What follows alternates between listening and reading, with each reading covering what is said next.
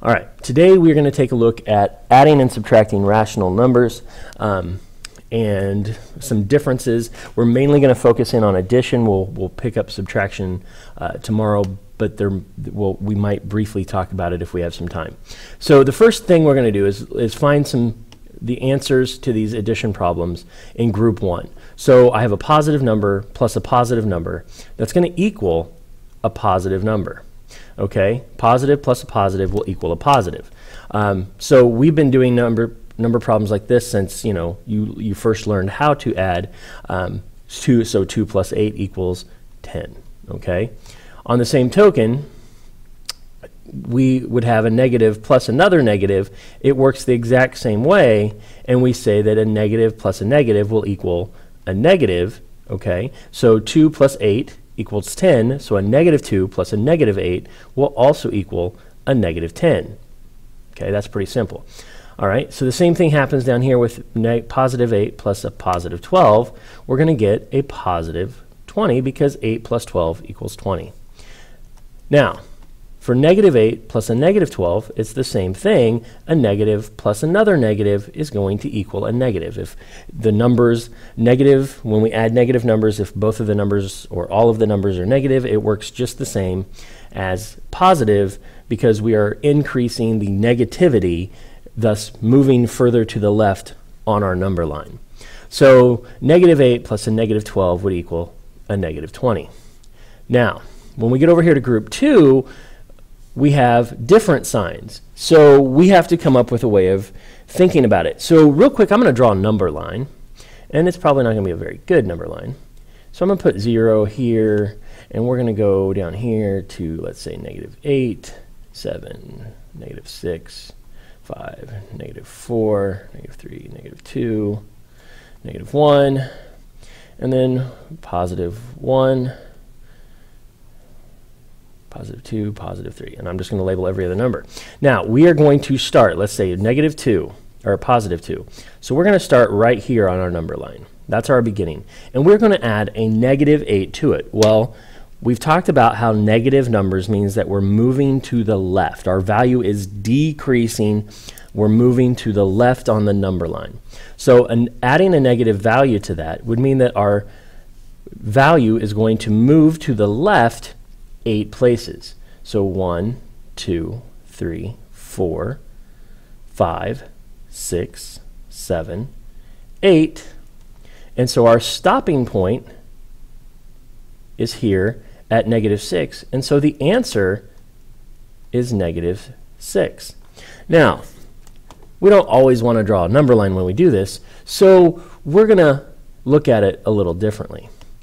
I'm going to take, and when I am adding opposite signs, I'm going to subtract the absolute value for each number. So this is really telling me here on positive or negative 2 plus a positive 8 is that I'm taking 8, the absolute value of positive 8, minus the absolute value of that negative 2. So 8 minus 2 is 6. And then we take a look at the sign of the larger number. So this positive 8 is larger than a negative 2. And so our answer is going to be positive. So if I'm going to put that one on the number line, if we started at a negative 2 right here, and then we added a positive 8, we're going to increase the value by 8.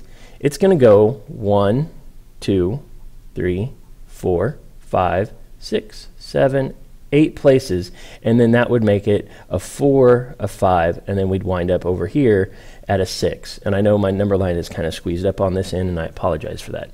Okay, so let's take a look at a positive 8 plus a negative 12.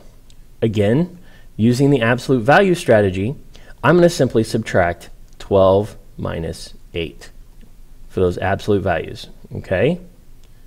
All right, so 12 minus 8 equals 4. Now, I'm going to go back to my original problem. Which one of these has the larger absolute value? Well, that would be the negative 12. And so since the negative 12 has more value to it, more absolute value, then our answer would be a negative 4. Same thing for the negative 8 plus a positive 12, we're going to simply just subtract them. 12 minus 8 equals 4. And now I look at which one has the larger absolute value. So if we take a look at the absolute value of those, put the bars around them, which one of these would give me the largest absolute value? Well, the absolute value of a negative 8 is 8, and the absolute value of a positive 12 is 12, and therefore 12 is larger.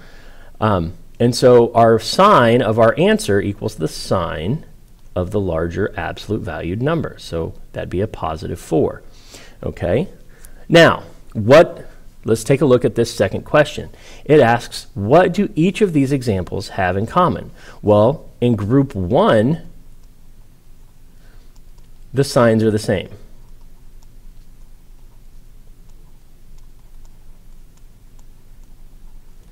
However, in group 2,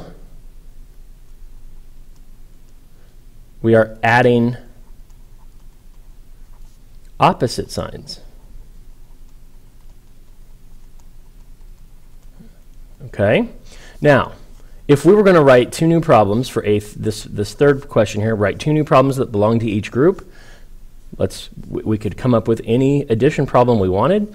It could be something like a positive 15 plus a positive 3 equals a positive 18. We could go negative and say that negative 12 plus a negative 3 equal to negative 15. Okay?